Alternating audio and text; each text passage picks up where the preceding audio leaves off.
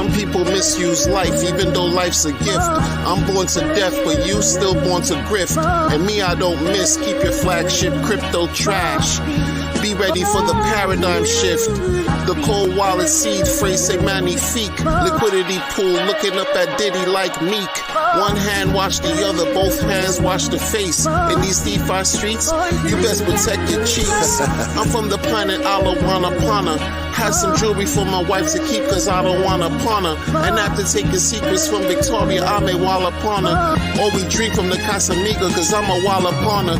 Call me Bujetta who never lies like Geppetto. I may rock some suspenders like Pinocchio in the ghetto. Look, before I continue, man, a lot of y'all who've been in this space and been in this ecosystem came from arbitraging.co, Ether Chain, Tron Chain, T2X, Bankroll, all these DeFi things that have since just rugged the people, man, amount to nothing.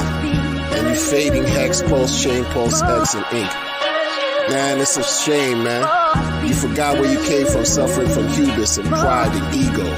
It is what it is, man. Some of us are holding true to what's real and what's going to take us to where we need to go. Pulsechain ecosystem, man. RH ecosystem. Pulsechain, Hex, Pulsex, and Ink. Nothing more to talk about, man. Peace. Oh, yeah. And one more thing. The greed factor. Don't be too greedy, man.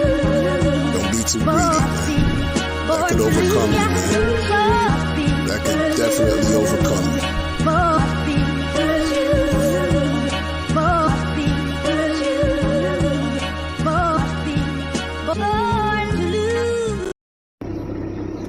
Good morning, you guys. When Bob's? I don't fucking know. Boy, oh boy, do we need a leader, man. God, I can't believe I listened to these guys for the last 2 years. Pieces of shit, all of them, all trash. You see the shirt, you know what it is, hex.com. We don't switch up for nobody. In the crypto world, there was a man named Hart fighting the SEC, a battle of the smart with Hex and Pulsechain. But he made his mark, but the SEC came knocking with a mighty bark.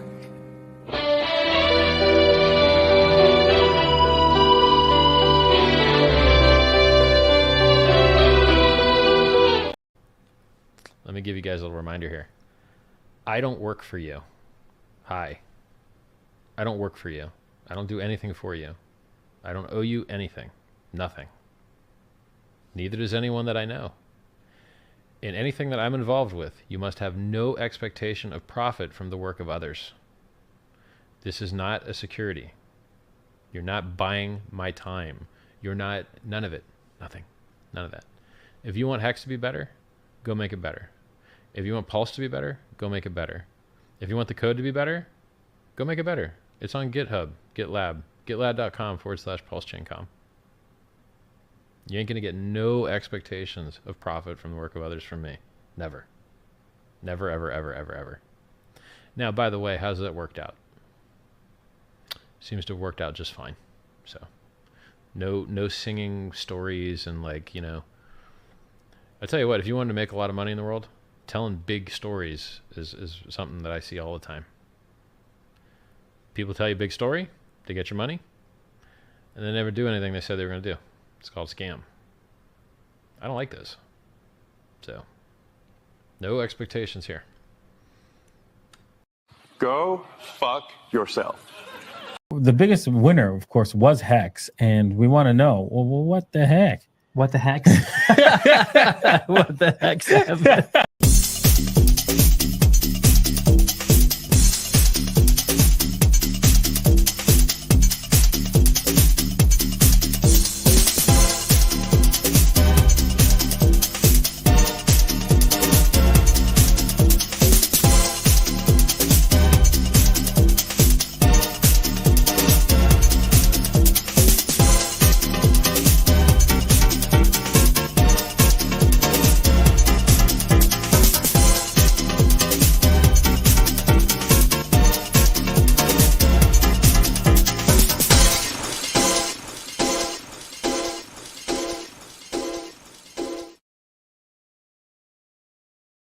What the heck? What the heck? Oh, I made the same mistake again. I forgot to pull us up after the intro. Yeah, well, you know. And you Well, came it in happens. saying the Hex. So good. Yes, the Hex show. It's live. It's all the way live. What the, everybody? Man, oh man, oh man. What a week in Hexico. There's never a dull day in this community. Well, there is. It's a dull year or two, but it's okay. Now it's exciting. Now it's exciting to the downside. But you know what? Things are looking like bottom signals everywhere. So there you go. Yeah, pretty much. There's so much going on. We got Archie in the chat. He's first, and he is the only one watching. First and only. What's going on? It's as if there's a presidential debate today or something. What the hell's going on? What the heck is going on? What the heck? What the heck? Well, got a Wookiee on the chain, stepping Wookiee up. on the chain.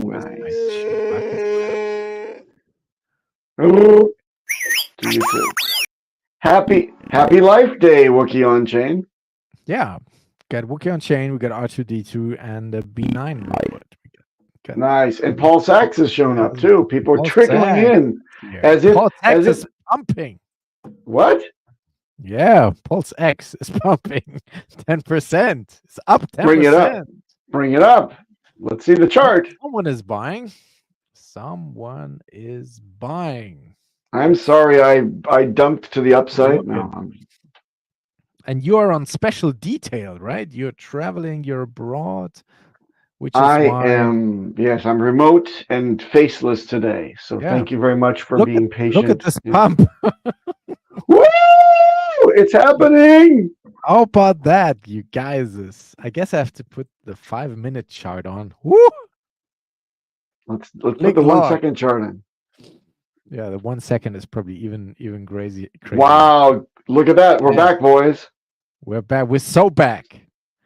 I like that. So back. Hex on air checking in. Everybody's here. Nice. We got 20 people watching. Oh, good. This train wreck of a show tonight. So we have no guests. We'll just gonna wing it. We're winging it. The two wings. You're the left, I'm the right, and flap we will. Let's flap our gums. That's right. How are you been? How you been, DJ? Let's start with the what's going on, man, with you.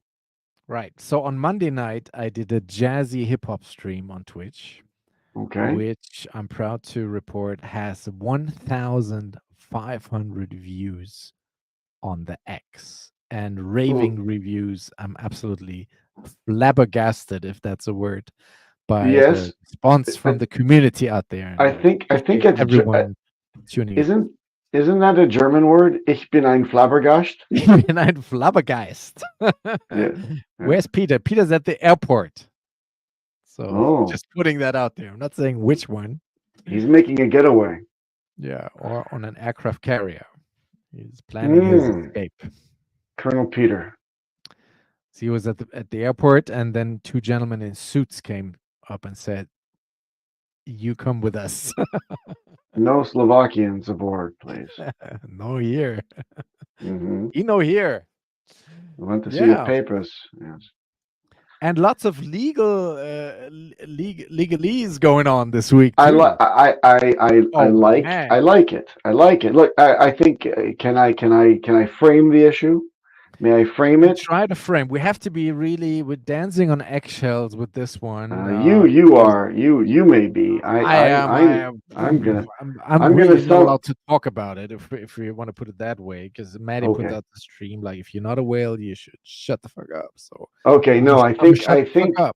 But you're a whale, you can. Yeah, okay. So you can say something. I'm a whale if you consider beats. I'm a beats whale. I'm a beats billion beater. Yes. I'm something of a Pulse X whale, but that's not worth much at the moment. So. Right. Well. No, look. I'm gonna say Maddie has just joined the chat. So yes. Speaking of which. I'm under no such gag order, and I think I could see through the messages. But listen. So then, shut up and listen for a second, DJ. Here we go. I think very strongly that Maddie has shown through his actions that the community is capable of deep thought, taking really good advice from legal beagles in our ranks, Yes. and watching out for every de-risking option that we have to support things that are going on elsewhere.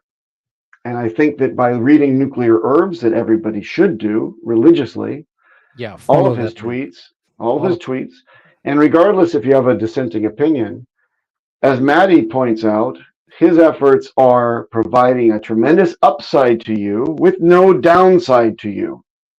So if you have hesitation or criticism or anything like that, you are best to keep it to yourself and provide as much support as you can to somebody who passes the hat to whales that are not you, who contribute to your cause to free yourself as quickly as possible from the shackles of stupid either government or local freaking judicial system, which, by the way, let me take an aside for a second. Let me just get off of my soapbox. And I'll tell you a funny story. And this is real in the United States. Okay, everyone should fucking know this. Yourself as well. You're a European. You're a Deutschlander, so you can't imagine this actually goes on. I'm sure. But flabbergasted. Okay, but if that's a yeah. word. So look. I was very, very proud of my buddy who was an attorney. Right. And he and I go way back. We're friends, best friends since we were 5 years old. And when it came time for him to appear in court for the first time, I wanted to be there. So I went all the way across the United States to Texas, where I went through some podunk little backwater town with him to the courthouse, and I was actually permitted to sit in the courtroom while he represented his client in a trivial little case that he had well prepared for. He came in looking very sharp with a suit on, right? And the opposing attorney, it was just the two attorneys and the judge, right? Judge was in his robes. The other attorney was in some basically golf pants and a tweed jacket that looked like it came off of Goodwill. Overweight, bald dude with a mustache. Right. And my friend, who was, obviously a greenhorn little city slicker with his suit with matching, whatever, and tie to show ultimate respect to the court. He was dressed in his suit. But when he came in, it was almost a chuckle from the judge and the other attorney. The other attorney was actually resting his elbow on the bench, on the actual judge's podium. Right. They were having a little chit chat when we came into the courtroom, right? And usually when the judge is present, which should be on time, he's announced, everybody rises and you sit down. But this was my friend got totally hometowned by these two guys who are obviously golf partners, right? Golf buddies. And this town has a population of, let's say, 150. It's nothing. Right? So the judge says, all right, make your case, plaintiff, right? And my buddy gets out his brief and he states everything that he learned in law school, and he thinks that he made a good argument. And the other other attorney then stands up and kind of murmurs something, but it's obviously with a southern twang to it, and the judge speaks the same southern twang, and then all of a sudden the gavel gets knocked. And I'm like, we drove all the way 4 hours to come here, and I saw about 30 seconds of legaling, and he says, I'll talk to you in the car. And a senior attorney who had been doing the driving from his law firm, a partner, he's like, well, son, welcome to Texas. And in that case, he had prepared, there was no way you would think that things could go sideways. But because a judge can judify based on whether or not he had a good shit in the morning, and whether or not the opposing side or the yourself know his inner workings or are a personal friend of his. Things can go sideways super quick, and that gets written into the books, public ledger, immutable, so to speak, and precedent is made. So would you rather see somebody in some situation get a hometown ruling that could influence your bags? Or would you like somebody to stand up and at very least put up a hand saying that we would like to make our case? And the answer is the latter. And if not, you can go fuck yourself. Thank you. I mean, we have footage of the winner guy. This how he's looking. So, Lovely. Let's take a look. Yes. Precisely a hometowning component. A key component is the cuteness, the sorry tale, the ambulance chasing opponent, the everything. Looking out for a payday and not your bags to be. That's right. That's a bit ambulance chasing. It's also what we said before on the show is that judges, as you outlined in your story, sometimes they go by procedure, sometimes they go by what they think they may have read or have heard, and there's nothing you could do against it. And then out of the blue, and this happened to me in court once when I was there with my business, that out of the blue, the thing was over. And I was like, yeah, but wait, we had this and this and this. And it's like, no, the gavel is down. So yeah, you may be very right in that. So, yeah, I mean, I'll tell you another silly story. I mean, this is far more brief, but I was engaged remotely in a case against. I was the plaintiff, starting to try to get somebody in Switzerland, in the Swiss court. He wasn't a Swiss national, but he was incorporated in Switzerland, trying to get him to pay, something that was due to me. Clearly. In fact, all the other members of the company had also, with varied success, had already sued the person. And we followed the procedure. I had an attorney, the Swiss attorney, for all of the billable hours that he charged me. At the very beginning, we reviewed it and said, this is one document, and on the top of the document it says without prejudice, right? And I said, this is concerning. Can you tell me that this case is even worth starting based on those words on the top of this one document? He's like, no court in Switzerland, no judge in Switzerland would ever consider this specific thing a stopping block for your case. 3 months later, we're actually in court. The judge looks at the document and says, without prejudice, and he bangs the gavel. Done. I got fucked.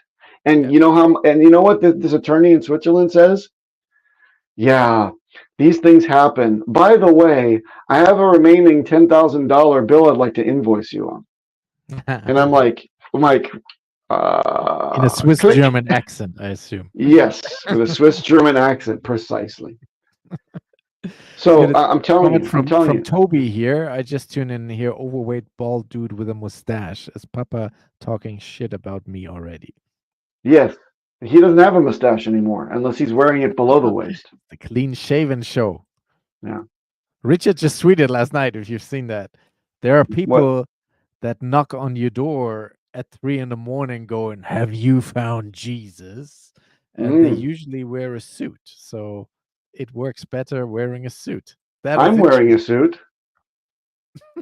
My birthday suit. Nice. To which Nerd Girl, who we had on the show last week, then retweeted and said, "See, I'm wearing my tiara all the time." That's idiot. Okay, I almost said that's idiotic, but validated, right? It's so silly that I might as well say I'm wearing my new leather pumps myself. Yes. That's right. But another case happened too. Let me just share this headline real quick. Oh yeah. Which got me all excited. was and just to finish off the Wiener guys, so a whale came through for those who don't know, and thank you, donated a thank you is substantial amount. thank you are the And, words we're all looking for. Thank you, and whale, for coming through. Yeah, I'm sure Maddie will keep us updated on. and thank you, Maddie, for finding said whale. Yes, thank you, Maddie, for organizing things. True organizing genius who's looking out for this thing of ours. So, thank you, Maddie. Thank you, whale. Yeah, continue, please. Thank you, Peter. Hello. Thank you. Peter's shown up. I spot to be on the toilet. I'm always on the toilet. I've got it integrated into my whole scheme. I always shit when I talk to you, Peter. Can you flush? Hold on.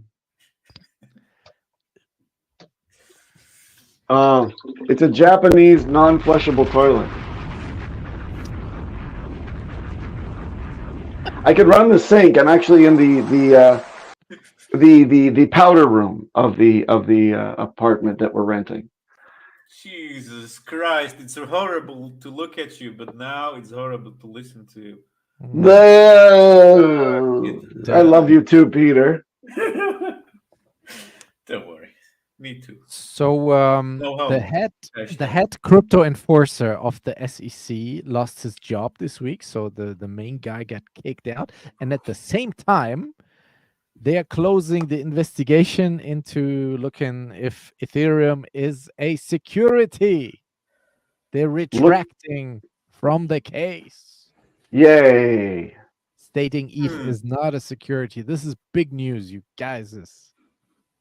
This means the ETF that they are about to approve is actually a valid ETF, and it's a commodity.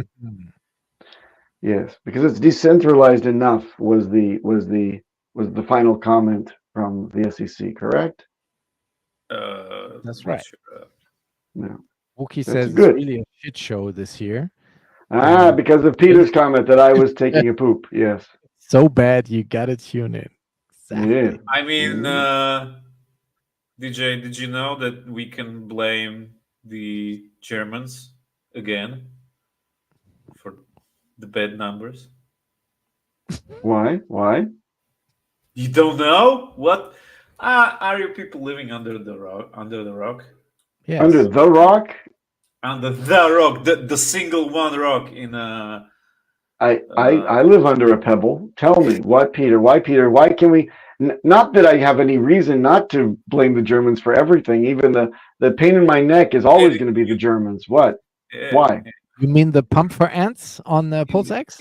You mean this one? In the past 2 hours, the German government sent 65 million in BTC to 2 likely exchange deposits, including Coinbase.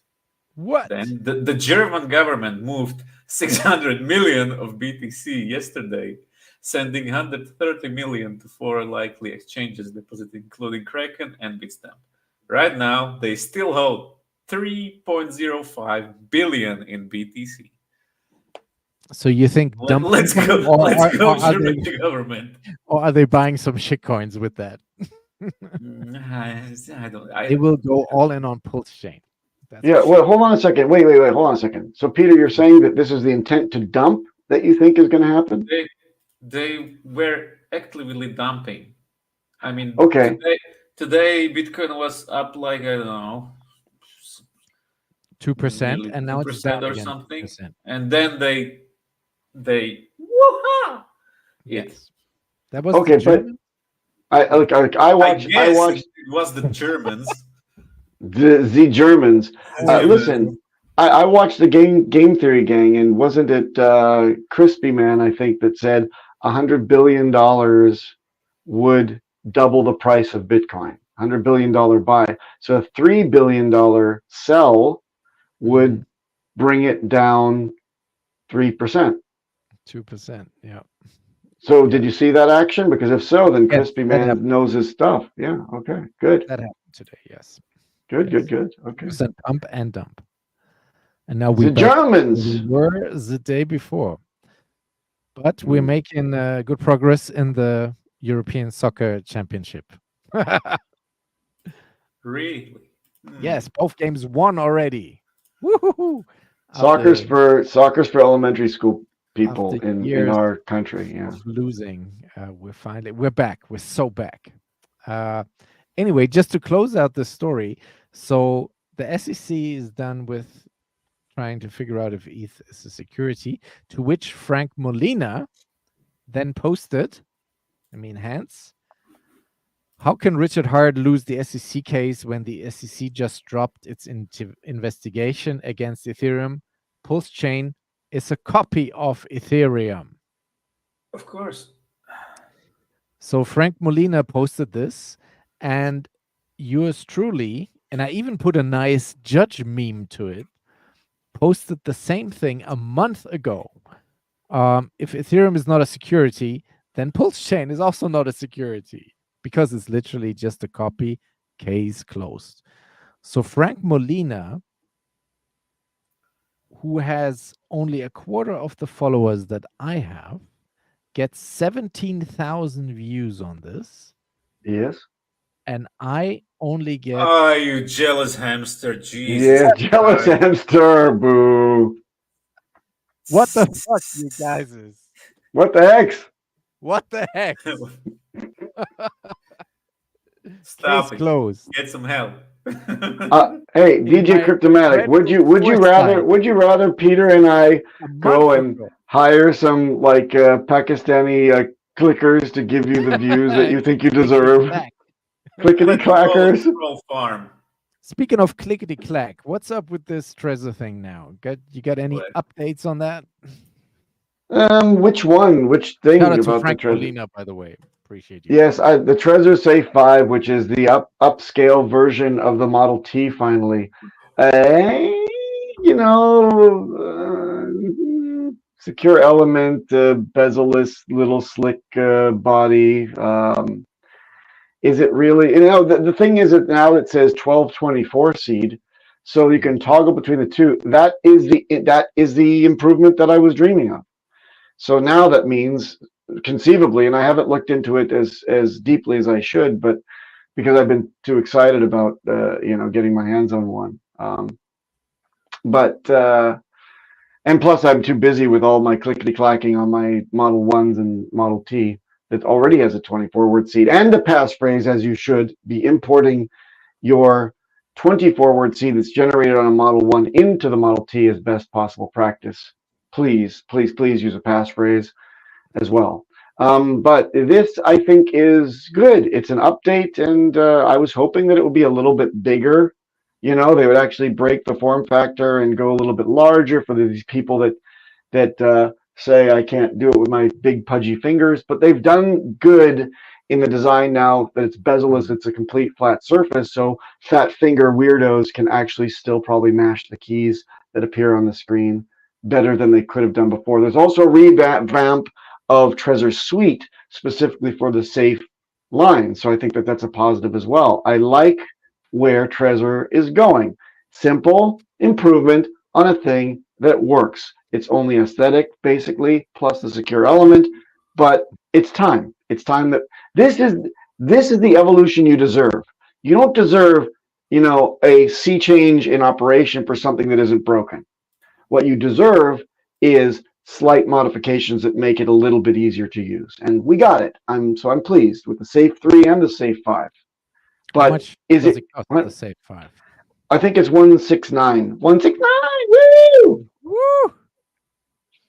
I think it's 169 to begin, or 159. I mean, are you going to run out? And by the way, the most important thing is there's no more Model T. This truly is going to bump the Model T off of the SKU lineup. So if you have a Model T, congratulations. If you don't, you only have the Safe 5 to look forward to now. So it is the Model T, just a little bit improved. So congratulations, Trezor, for not doing something stupid like the stacks. Which, by the way, does anybody have a Ledger stacks? Did anybody get their stupid ass Ledger stacks? Anybody? No. All right. No. To flash the NFT to some girls at the bar. Oh, in black and white splendor, in black mind and you. white, Yes. 80s retro. Yeah, no, I'm not. Yeah. But it was designed by the same guy that did the iPod. Yay. Exactly. Yeah. From Brizology here, who says, what does he say? I don't think the comparison of ETH and Pulsechain is 1-to-1. While I don't think Pulsechain is security, I think it still has to prove itself in Yes. court. Welcome to the biz with Briss. Oh my. So how do you feel about it? I mean, it is a fork, right? So it's a fork, but look, with modifications. So if I said, hey, I've got a Ford F-150, a pickup truck, and I forked the F-150 pickup truck, and I've made the Papa Pooper pickup truck, and yes, and I don't sell it through dealerships, a Ford dealership, and I'm not. I just looked at the Ford dealership and I copied the Ford dealership's idea, the flags, the whole, dudes on the lot, the backroom boys, all this shit is created. But you know what? I changed it. I let go a lot of the middlemen, and I shaved the corners and this other stuff. And I'm not licensed, but I looked at it and I made my improvements. Then you have to go through you have to go through the due process of saying, okay, but you didn't license. And by the way, you're hiring orangutans to be the floor manager, and that's different than over here. The other thing, yes, your car looks the same, but the way that you're doing things is your flavor. So we have to look through this and we have to decide what's what. So 100% correct, Briz, is that this is not over and it's not a slam dunk, but it's a good indication that at the core, ETH being a commodity and all the forks of ETH may also, which Pulsechain is one, may be considered with one check in the box. Chicken Agree. in the box. What the hex is going on, ladies and gentlemen? One check in the box. One check. Believe in yourself has a red flag. Did you hear the Kraken story? What Kraken story? That happened today with a white hat hacker who actually found a system bug inside the Kraken exchange and managed to mint himself some free coins, then disclosed it to them. And it's around the ballpark of $3 million, which then they wanted back and paid him the usual bug bounty hunting fee, and he's not returning the funds. Then that's not a white hat. That would be a gray hat. And that's pretty much gray. And now they're pursuing like legal whatever. And so yeah, but it's interesting though. So because something to this scale has never really happened to Kraken. But of course, security loopholes are fixed. And Richard was always talking about bug bounty programs. I think Pulsechain has one too, right? Yes. Yes. So, and if you go to Kraken's Twitter, you can read the whole. It's like a 10-tweet story. So they go into all the detail about what happened and how the communication is with the hacker, etc. So nothing happened. Funds are safu, but it's an interesting story. But I guess you guys can check that out on your own. Yeah. So yeah, I think that's fun. It's funny though that like when I used to be directly in the game, bug bounties were silly little tokens. Basically, it used to be bragging rights for hackers to you invite, as a company, you invite people to a hackathon. At a hackathon, you say, hey, you know what, we want to do blue and red team stuff. And if you're a winner here, we invite you to do this, whatever. And if you can find bugs, identify bugs, or even penetrate our system, we offer a cash prize. It's always something very low, right? It's always like, there are some companies that say $1 million, but that attracts way too many people. And then you get people like debating whether they were the first or they've identified the same bug, or and then there's the low stuff that's basically an affront to the hacker, and that is saying, oh, thanks, give me the $3 million back and we'll give you this T-shirt that says I hacked Kraken, and all I got was a stupid T-shirt. And that is probably what I think happened. They lowballed them and said, we have these. The standard bug bounty is $10 in coupons for Domino's. And he said, "Oh, that's great. Goodbye." Goodbye. I'm keeping what I have here. Yeah. Yeah. Kraken's still one of the oldest exchanges in the game. Never officially been hacked so far. So they take that security we know of. Yes. very serious, that we are aware of. And from what I know is, because I'm a Kraken user, so I'm getting these updates all the time. They have like they must provide like triple the amount of user funds in security funds or whatever, so that they would be able, in case of a serious breach, to make everyone whole. But hey, not your keys, not your coins, as we always say. We are DeFi here in Pulsechain land, so disaster finance, by the way. Go. You need is a necessary evil. Go up there, transfer your fiat, change it to crypto, and take it out again. Don't leave anything immediately up on these exchanges for longer than absolutely needed. Like I guess it. it's good advice. Absolutely good advice. Can we talk about the Richard Hart tweets real quick, or is that? If they're public, then you can speak about anything you like, DJ. So yes, let's talk. Yeah, of course. No, I think it's time for Toby. Yeah, bring him in. Yeah, I can bring him in, and he can join the conversation. But he's just running around. He's look running at, around look the at room. Stuff, put his pants down. Yeah, good idea. There goes Toby.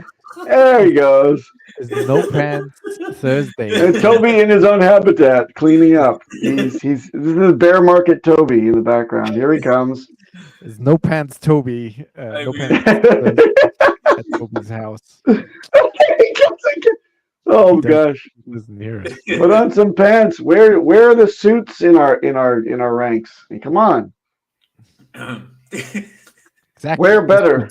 I wanted to get to that. So he's been on fire this morning. He's really been tweeting about all sorts of things. It was like 5555 and Sci-Vive kind of stuff. So really nice. When people buy coins, you don't hold. Often you get. So basically, he's saying, don't stop with this shitcoin stuff. When people shill coins, specifically targeting holders of the coins you hold, your coins often go down in value. La la la la la. Think about it. No way. Yeah. The RH core coins is what we should be promoting as a community. So, and he's, laying down. I think we on need that one more time. Jag Levin 2.0. Yes. Please don't say that name 3 times and he appears. So please don't say it again, Peter. So what do people do in crypto? They tend to amplify messages that might increase interest in things they care about, de-amplify messages that might decrease interest in things they care about, often by follow, unfollow, block, ghost. It worked great for Bitcoin. And he says, Bitcoin, its toxic maximalism kept people trapped into gains. So he's kind of low-key bigging up toxic maximalism here, right? Yes.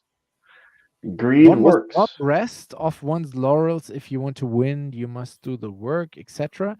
If you don't pluck the weeds from your garden. The weeds from your garden. This sounds strangely 1937 Germany, but it's okay. I understand the idea. Repeat it a few more times. Yeah. With a thick accent. With a thick accent, please. What messages are you amplifying through your follows, engagement, lack of blocking, ghosting? Are you winning? We want to win, team win. If you're constantly bombarded with shit, then it's Sucksville. So it's interesting. Look, DJ. And we had Boomerville before. DJ. I think he's making great points, as often Richard does. Amazing stuff. And the greatest thing is, it's not particularly shrouded in riddles. There's no way to misread this. He's saying, all right, guys, time to get our collective shit back together because we're within months of a turnaround in the market. And you better clean house and start paddling in the same direction, lest you be dashed upon the rocks and miss out on the gains that you deserve after being freaking a community. So that's what I think he's starting to say, with the blessings, obviously, of his legal counsel. So well done, Richard. And yes, message received loud and clear. Understood, but more of this, please. Some people matter a lot more than others. There's guys out there that take personal risk in order to make the world a better place. They put their face and their name on things. Some Hexicans keep their eye on the ball, throw conferences, stream all the time, like Peter. Woo! Sue Evil. Shout out to the unsung heroes. On behalf of a humble streaming community, we accept. We do stream, but we are tired. We'll take what we can get. We're all much older now, and not from years, but from all of the stress. And I wish Toby would unmute himself so Toby we could can't hear his. He was speaking. There he Yell, is. yell, man, yell! Yell! You're really low, Toby. I'm really low. Okay, let me turn that up. The gains. Improve. I already. Okay. Am there I you putting go. you guys out? Yep. No. Yep. And last Yes. one, really quick, then I'm gonna shut up with this. TLDR: the better you look, the more likely people are to like you and care about what you say. There's a reason people that knock on your door to talk to you about Jesus are wearing suits. It works better. Oh. Toby, Now, what do you see, got to say to that? I take that as a personal affront because I have recently been talking about TLDR posts and how Nerd Oh, Girl yes. was, so I think that he's basically saying I am unattractive. So thank you, Richard. Thank you. I thought I was the only one that said that. I know, right? He's firmly in Camp Papa now. So I don't know how I'm like all zoomed in too. Weird.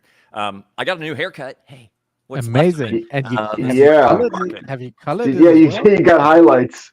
I did. I got some. I got some Oh my guidelines. God. That's You got frosted. Frosted tips. They just grab me by my ankles and dunk me into a bucket of bleach. In a bucket. I guess they did. What the heck? Like a big gay Q-tip. Yeah. But Toby, I must say on behalf of a grateful community, I like the fact that you shaved that disgusting caterpillar off of your upper lip. You look much better, and please keep it clean. Yeah. Well, do you know what I mean? To be terribly honest, a good portion of the reason I did it is like over time, your hair on your body goes gray, right, or white, or if it stays on your attached at all. And I started getting this big white patch just right here on my mustache. My mustache had always been black. Like everything else had started to go gray, but my mustache had always stayed pretty black, a little tiny bit of gray. But then all of a sudden, I did like this big. So I think it's stress. I totally think it's this fucking bear market. And I've lost more hair. Like, right? It's like normally it's like you kind of hit a plateau with male pattern baldness, and that's kind of where you're at. Nah, it's like the stress I think has definitely been a factor. So, hey, the price we pay, right, for enduring this crazy shit. But Bob, I heard your take on the South Carolina case, and I really hope somebody clips that. If I have time, I'm going to go back and clip it myself. I think that was a very succinct. You mean the hot dog guy? Breakdown. Oh, thank you, Toby. Yeah, because I mean, we got so much pushback on that, and I was doing what I do, which is like, obviously I'm going to support Maddie. Maddie's my friend. I know he's got good intentions. I know there's no ill intent at all behind anything that he does. And what you do? You mean losing money? Well, hey, I knew that Maddie had was facing an uphill battle. Like, there's just too many people that are of the too long didn't read mindset. They don't want the nuance. They want a quick soundbite so they can quickly make a judgment and then tell you why they do or do not like a thing, right? Which is like, that's why conflicts continue indefinitely. Whereas if people talked about it and you could tolerate a longer form, that's why I love being on with you guys and being on with Maddie, where you can actually talk and you can explain things. There's less likely to have any kind of tone or tenor misrepresented in what you're trying to put forth, and you can defend yourself real time, right? So I think because I was born mediator. You know, I hate conflict. I'm always looking for quick resolution, and my experience has been that only comes if everybody gets a chance to be heard and talk out their points and listen to the other side. If you can't listen to the other side, then everybody's time's being wasted. Unless you're an idiot, in which case you can shut the fuck up. Right. Yes. And I think that was a case in point with how the reaction was on social media, because it's like I saw it coming. I'm sure Maddie had to know it was coming. And that's what I was trying to brace for, even on the stream as we were announcing it, to like, okay, we're going to try to trim that back a little by validating people, because there are genuine questions that are going to pop up in people's minds. Like, why aren't Richard's attorneys handling it? Blah, blah, blah, blah, blah. There's a laundry list of like quick knee-jerk reactions to this. So I'm like, well, let's address them. Let's talk about them now. Maddie was, I think, getting a little defensive. He didn't know I was going to take that tactic, but that was why. And I hope that did some good in like getting people to be like, to lower the temperature gauge in their brain about all of it. Like, oh, okay, wait a minute. Now I can kind of understand because I've been validated, right? Like, I think the issue was like time is of the essence there, because it's so it's pressing. Tuesday, There's only bro. like 4 days left or something. Well, So I that's look. why we move now or I've we don't, and there's no time to answer any of these questions. That's but DJ, what we witnessed, and this is really important. This was a pop fly dive catch by Matty Allen. Period. For your team. So these things happen. They happen at the last minute. Things get overlooked, or calculated risk is not assessed to the zero, and he's shaving off decimal points. I respect that. I look at that insecurity. It's the same game, right? Do you take steps to go overkill? There is no overkill in any of these games, legal games or security. Therefore, you're shaving off decimal places as much as you can. There is no true zero, right? There is no true zero ever in either of these things. But you just do your damnedest to shave off as many risk factors as possible. And thank you, Maddie, and thank you, the whale, again, for finding it, albeit the last second, but who cares? It wasn't too late. You did your best. Awesome. And if there's any complaining to be directed toward anything, it's not even anyone necessarily, because this is the nature of the game. Like, attorneys charge a lot of money. SEC specialists charge even more money. If you're asking an attorney to do something on the fly, you're going to pay even more money. So yeah, how much you got, son? You know, that's what it is. Yeah. And I mean, I think there is a factor in here, and this is where, I mean, you know, I'm a negotiator. That's what I did a lot in my professional life, negotiating many multi-million-dollar deals in the course of my career. And you know, of course, there was a part of me that was like, damn, I wish I was in on that conversation with Maddie and the attorney, because I think sometimes when people are dealing with crypto bros, they see dollar signs. And they're like, immediately, you're getting an add-on. Like, this movie is not going to cost you $100,000. It's going to cost you $1 million. Crypto bro, you know what I mean, or whatever. I'm not saying anything, but you know what I'm saying, right? So it's like, I think that's a factor. We get it. We get it, Toby. Is that like painfully clear? But yeah, so I mean, I think that's part of it, because people value money differently in crypto when it's these crazy paper gains, right? And this attorney doesn't know that we're all wrecked. He's seeing Bitcoin on the news and everything else, so he's like, cha-ching, okay, here's my rate. Thank you. And then, like, if he's the main show in town, that's where we're at. And because it's of the essence, it's not like you're going to have time to go shop it to a bunch of other firms. And all we can hope for is that, you know, they have enough integrity to where they're not going to, if they get it done way quicker than they think they would, then they're not going to charge the full vig. And then maybe this generous whale can get some of his funds back. Yeah. So is it correct to understand that they will just file something, hey, we're going to submit something, and then there'll be an extension of that deadline? That would be so my they can assumption, put unless they can get the these full papers amicus together. brief done to present at that time, which would be amazing. So they could actually, like, not delay the thing and, like, get a ruling pretty quickly, because he could review the thing, use that in his decision making, and hopefully not ignore it, and take that into consideration and toss this bullshit frivolous lawsuit out. You know, otherwise I would say, I would assume they would say, okay, well, we need to stay on this for like a week or whatever, a month, and then we'll revisit it. give his attorneys time to like read the amicus brief, because I don't think it's a thing you could just maybe spring on the judge and then the other side's not aware of it yet. Yeah, exactly. I don't know, man. I'm not an attorney. So, all right. Anyhow. So we got 75 people watching live, and they're all here to see the 5-minute chart on Pulse X. 5-minute chart on Pulse X. That's what we need to start with. Let me run this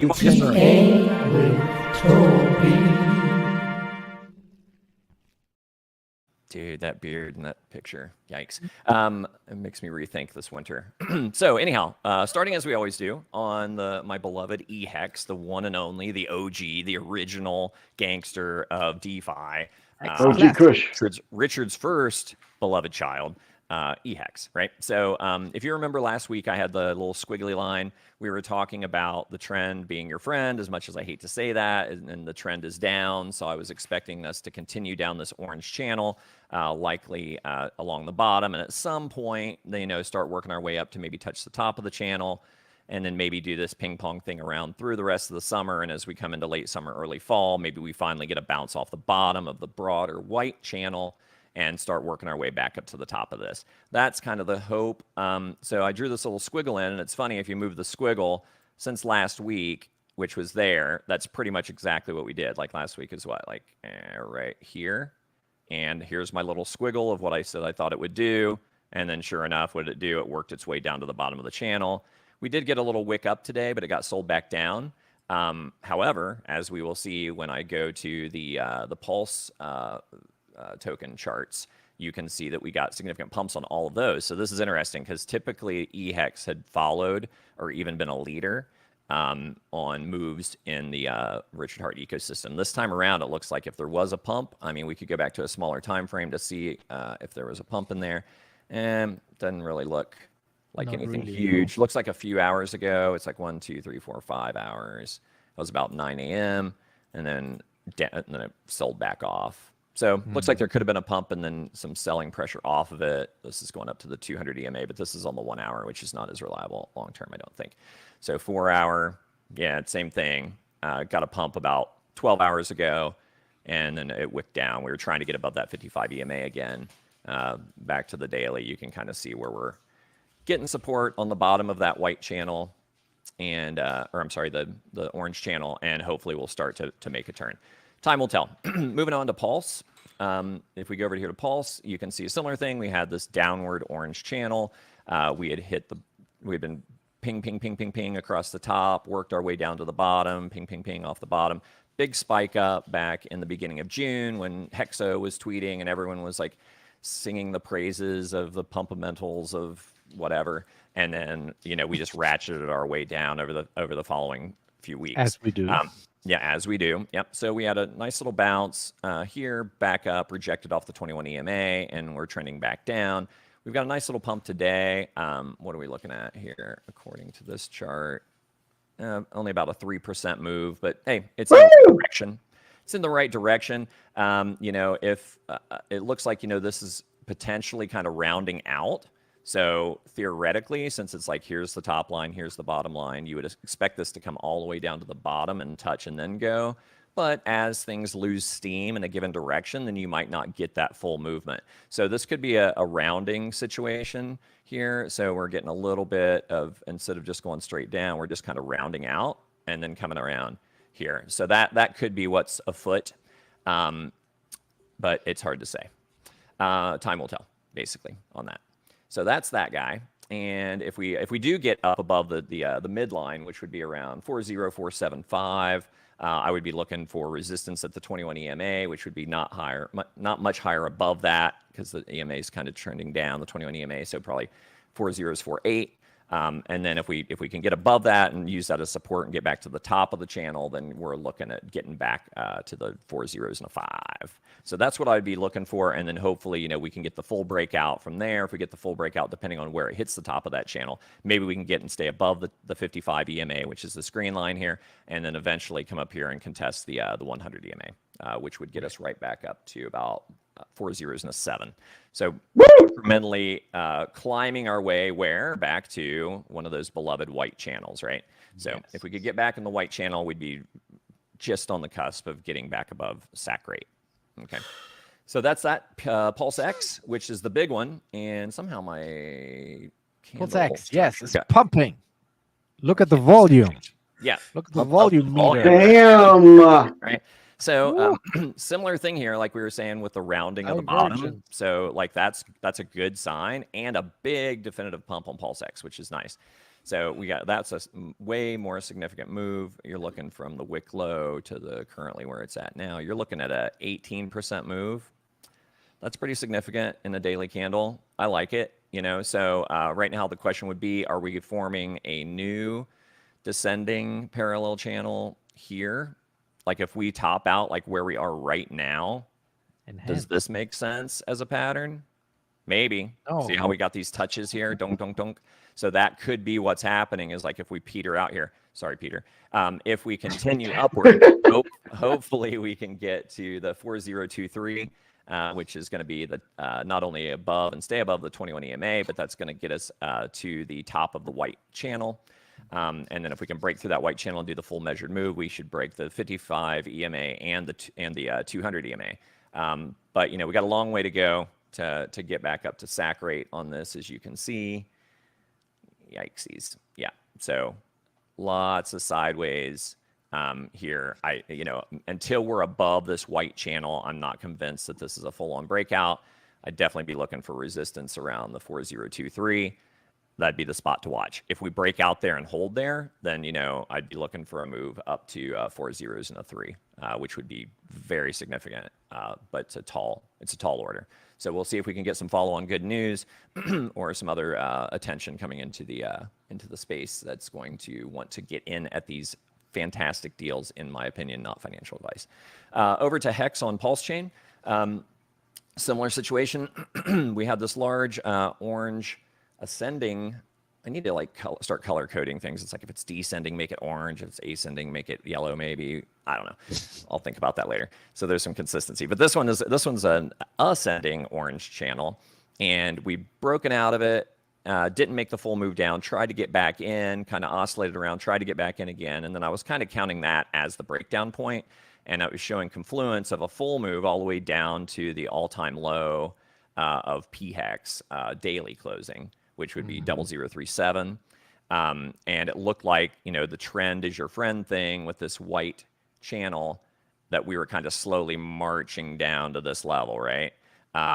We did fall out of this other white descending parallel channel that we had identified. The move on that would get us, you know, obviously stepping down toward that all-time low. That would get us down to about 004647. But we made an abrupt turnaround. Now, is that Richard Hart's law because of bonding with Pulse X and the other things? It's capitulation. Yeah, is it? Yeah, what's going on there? Is it a dead cat bounce? I don't know, man. So it's like, you know, this is a really critical area, in my opinion, where this one is right now. Ideally, we can get back into this white channel and work our way back up to the 21 EMA, which would put us around 006. You know, if we can work our way through the midline of this channel at 0063 and then back to the top side of the channel, which puts us about 00666, I'm sorry, 68, I'd feel way more confident. But this is the kind of thing you will see often, and I hate to be a bearer of glum news, is that you will reject. It's kind of like when you try to break out of something and then you find support and then you go, right? It's the same thing here. It's like, you know, you're trying to get back into a pattern. Now it's resistance, and then you dump. So, you know, that's the question of whenever you're at one of these significant trend lines. If there's two parallel trend lines, then you have a parallel channel. So if we're coming up to the bottom of the channel, it's imperative that we break through that, or, you know, you'd be looking at a rejection. Similarly, when we get back to the top, we want to break through, come back, retest, and then boom. So time will tell on the PHEX. Yes. But PHEX, come on, guys, this is make or break. Stop selling. Yeah, Stop PHEX selling. for God PHEX. damn it. But PHEX has been one of the weaker, right? I mean, ever since the chastisement of the OG hex, PHEX has kind of taken its lumps with its twin brother. So, you know, I think Pulse and Ink are really the two to pay closer attention to as far as bellwethers of where all of it's going, and then the rest I think will follow. They might just lag. Finally, to the favorite son, and this is, I got it on the 4 hours. Let me go ahead and switch that to the daily, maybe. Oh, come on, don't be weird. Oh, I froze. That sucks. Ink is the favorite son. Excuse me. I think so because it's more fun, right? Like Ink's more fun. Ink's like the youngest child that's kind of funny and like the parents have like taken it a little easier on him, so he has a little more latitude and he's less of an asshole than the big brother, right? Okay, That's my take on it.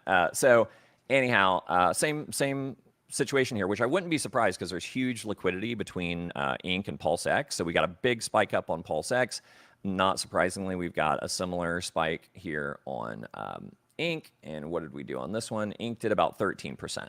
So yeah, so we got about 18% on PulseX, about 13% on this. And currently we are just above the yellow 21 EMA.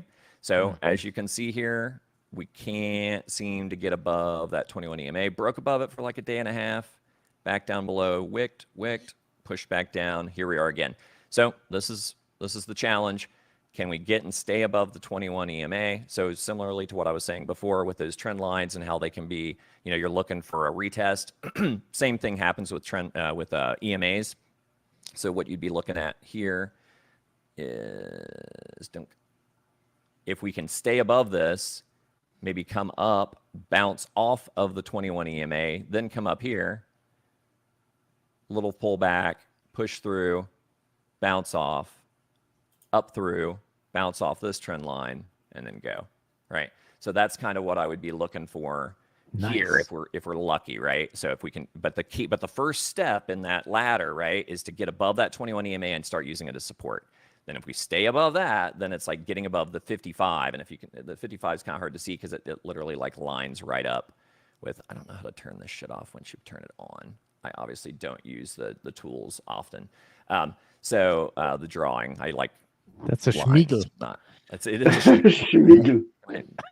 I could make some filthy drawings here, but I'm not going to do that. So, but yeah, the 55 EMA is that green line that's trending down here, and that comes right in line with the top of this white channel. So, similar situation. Find support on the 21 EMA, come up to the top of this white channel that also is a confluence with the 55 EMA.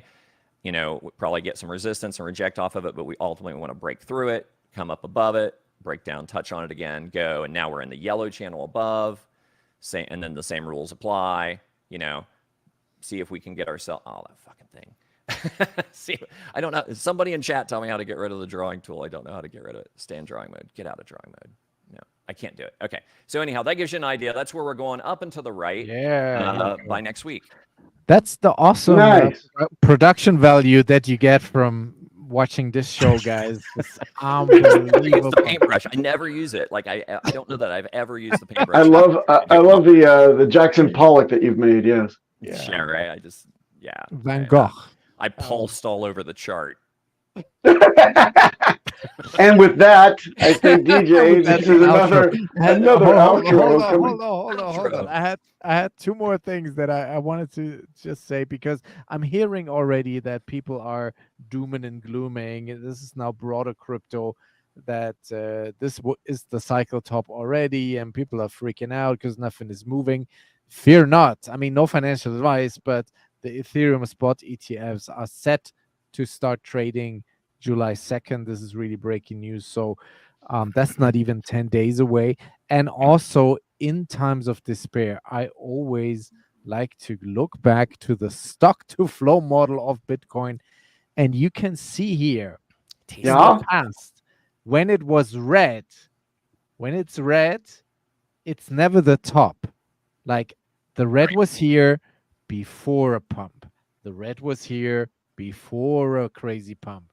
The red was here before a pump. So if history rhymes and possibly repeats, no financial advice, we have seen nothing yet for this cycle. And also the rainbow chart, you see here that during the halving, it's going sideways. If we go back last time around, the halving sideways. Is this what they mean by LGBTQ?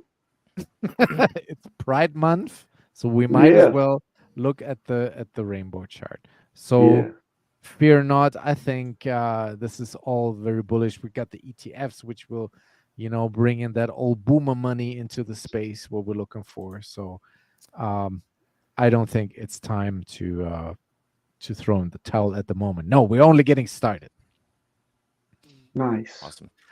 I was trying to reshare because we forgot the Bitcoin chart, but for some reason it's not letting me put the share back up. But anywho, just to let you know, what we had looked at last week, it's like we're still in, like nothing's changed, right? So we're still like crab walking sideways a little bit. We've got a little bit of a, try one more time, see if it'll share it, but I don't think it's going to let me.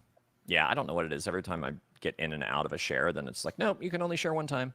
But yeah, so basically it was like a bull flag that we were looking at, a parallel channel that we were above, and we were kind of working our way back down along the top of it as to try to find like that, what we were talking about before with the using it now as support. That's exactly what's happening with Bitcoin at these levels. So it could find support on that trend line, but it's sloping down a little. And so even though it might be trending down, it's still at support, if that makes sense. Like all supports aren't horizontal. So my thinking is pretty much what I've been saying for months now. It's like I think we crab walk sideways and possibly down along this trend line with Bitcoin. Maybe get down around 62 to 60K would be the lows I would expect, as maybe more attention goes toward, especially as the ETH ETF takes off. You know, maybe it's Bitcoin's a little like old news, and there's more of the ETH attention happening, and then that'll wait a minute. Well, why are we bringing the Bengals into this? Why are we walking like an Egyptian? What's try to walk like an Egyptian? Yeah, it goes like this. Yeah. All right, Hey, Pulsechain coming to Berlin this Saturday. Check it out. Germany is next, so if you're in the area, come through. The Pulschain Tour 22nd, Friedrichstraße, Berlin. Jawohl. Go. Anything else, Papa B, Peter? Yeah, I think look. We have such a positive note to end on. It's great. I love that Peter's going to absolutely destroy that. But before he destroys it, I'm wondering, isn't it customary that we should see a capitulation wick before we do the true parabolic rise? Is that right, Toby? Are you talking about like 2 years of dumping? We're doing the What Egyptian. kind of capitulation are you talking about? No. On top of that, the Max Payne isn't the last. The last big whale says enough of this shit. Yeah. No. I think we've had that. I think. So it's a time-based correction, then, is what you're saying. Yeah. Well, I think it's two-tone you gotta look at the time range, right? So like if you're looking at a daily, it might not look like we've gotten that capitulation, you know, but if you look at the monthly, oh yeah, we capitulated. Big time. Okay. We capitulated for months. So I think that there were steps along the way where it was like max pain. I mean, because everyone's threshold for pain is different, right? So it's like, I think it was like, okay, that's max pain for that group of guys. Uh-oh, something changed. Now that's max pain for that guy. He's fucking out. And then, you know, and down we go. And then also you got to realize there's a yin and a yang to it, right? So it's like if there's people that are dumping, where's your buy pressure coming from? Well, you're not going to get it if you've got a lot of negative Nellies out there on socials. That's not helping. That's also, and the thing is people, what I really would wish people would understand, the majority of the money that's on the sidelines, they don't give a shit about socials at all.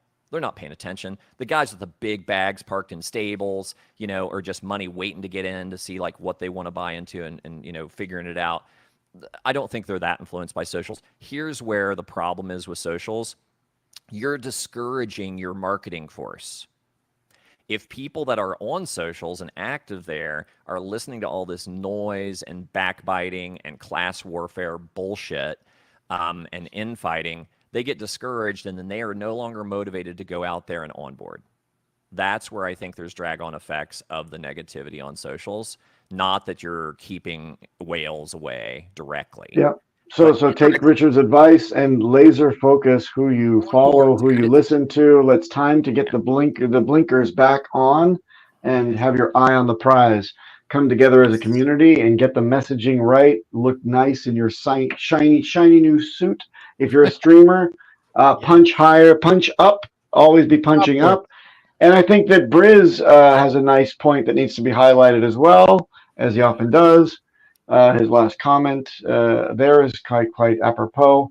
I think that we have a little bit more time to hold our breath and do our good work and we'll be hopefully, financial advice out on the other end of this whole thing and laughing. So that's my last statement. Thank you, Briz. Good insight.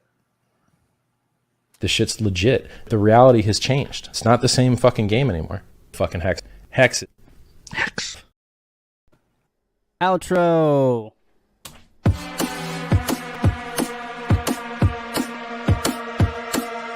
You like drum and bass?